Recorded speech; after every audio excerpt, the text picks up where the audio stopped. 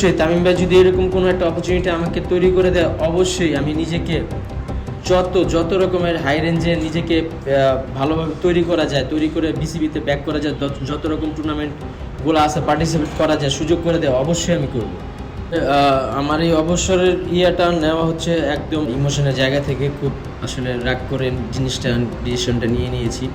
একটা ক্যাম্প অন্তত পক্ষে আমাকে সুযোগ দিই, আমি আমার পুরো ফুল ফেস চেঞ্জ করে দিব একদম।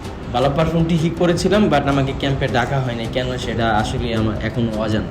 তো এরকম যদি আমার কখনো অপরচুনিটি থাকে যে না, আমি তামিম ভাইয়ের সাথে সরাসরি কথা বলে কখনো যদি এরকম অপশন হয়, অবশ্যই আমি ভালো পজিটিভ সাইড থেকে আমি ক্রিকেট ইনশাল্লাহ ব্যাক করার চেষ্টা করবো ইনশাল্লাহ।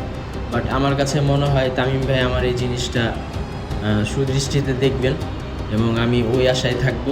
অবশ্যই তামিম ভাই যদি এরকম কোনো একটা অপরচুনিটি আমাকে তৈরি করে দেয়, অবশ্যই আমি নিজেকে যত রকমের হাই রেঞ্জে নিজেকে ভালোভাবে তৈরি করা যায়, তৈরি করে বিসিবিতে ব্যাক করা যায়, যত রকম টুর্নামেন্টগুলো আছে পার্টিসিপেট করা যায়, সুযোগ করে দেয়, অবশ্যই আমি বিলিভ করি। আমি অবশ্যই এখন যদি আমার এরকম মিস্টেকগুলি না হতো, অবশ্যই আমি এখন স্টেডিয়ামে খেলতাম এবং ভালো জায়গায় থাকতাম। আমি এতটুকু ডিজার্ভ করি যে 30 জনের ভিতরে অন্তত পক্ষে ক্যাম্প করার মতো ক্যাপাবিলিটি আমার ভিতরে আছে, ফিটনেস ক্যাম্পগুলো করার ভিতরে, মানে করার মতো। আমাকে টিমে নেক বা না নেক ওটা কোনো ফ্যাক্ট না, বাট 30 জনে থাকার মতো আমি মনে করি যে আমি একজন ক্রিকেটার হিসেবে আমার ওই ক্যাপাবিলিটি আছে। ওইখান থেকে যখন আমাকে এনসিএলে রাখে নেই, তারপর থেকে আমাকে কোনো কিছুতেই সুযোগ দেওয়া হয়নি। আলটিমেটলি আমিও যদি ওই জায়গায় থাকি, আমি একটা প্লেয়ারকে নিতাম না, কারণ ওই প্লেয়ারটা ডিপিএলে খারাপ করছে, ওকে আমি ওয়েট করতেছিলাম যে এনসিএলে ভালো কিছু করব। আমাকে এনসিএলে 30 জনে রাখেনি। আমি যদি এনসিএলই না খেলতে পারি, তো আমাকে তো সামনে বছর ডিপিএলেও কেউ নেবে না।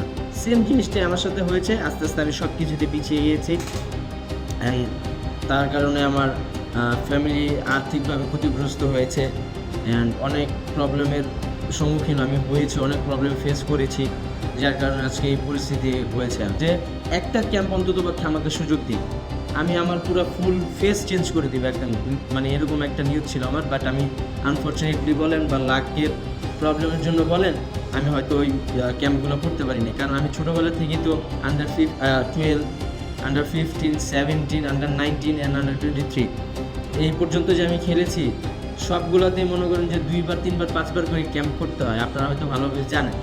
তো আমি ক্যাম্প করে কিন্তু বিসিবি থেকে বড় হয়েছি। আমি কিন্তু আলটিমেটলি চাইলেও আদার্স কোনো জায়গা বা একা প্র্যাকটিস করে বড় হতে পারবো ওরা, ঠিক আছে। এখন হয়তো নতুন করে ভালো খুব একাডেমি হয়েছে, বাট লাস্ট 2 ইয়ার্স আগেও কিন্তু এরকম ভালো কোনো একাডেমি ছিল না যে নিজেকে ওইভাবে ডেভেলপ করবো, যার কারণে আমি খুব আশা নিয়ে বসেছিলাম যে আমি ভালোটা পারফর্ম করবো, আমি ভালো একটা ক্যাম্পে ডাক পাবো।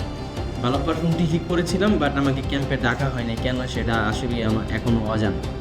মানে এরকম একটা নিউজ ছিল আমার, বাট আমি আনফর্চুনেটলি বলেন বা লাকের প্রবলেমের জন্য বলেন, আমি হয়তো ওই ক্যাম্পগুলো করতে পারিনি, কারণ আমি ছোটোবেলা থেকেই তো under 12, under 15, 17, under 19 and under 23 এই পর্যন্ত যে আমি খেলেছি, সবগুলোতেই মনে করেন যে 2বার 3বার 5বার করে ক্যাম্প করতে হয়, আপনারা হয়তো ভালোভাবে জানেন। তো আমি ক্যাম্প করে কিন্তু বিসিবি থেকে বড় হয়েছি। আমি কিন্তু আলটিমেটলি চাইলেও আদার্স কোনো জায়গা বা একা প্র্যাকটিস করে বড় হতে পারবো না, ঠিক আছে।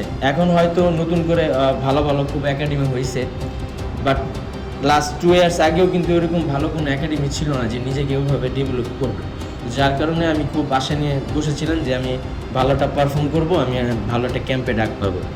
অবশ্যই আমি যদি আমার কখনো অপরচুনিটি আসার সুযোগ আসে, আরও ভালো কীভাবে নিজেকে ওই জায়গা থেকে নিজেকে আরও ডেভেলপ করা যায়, অবশ্যই আমি করব।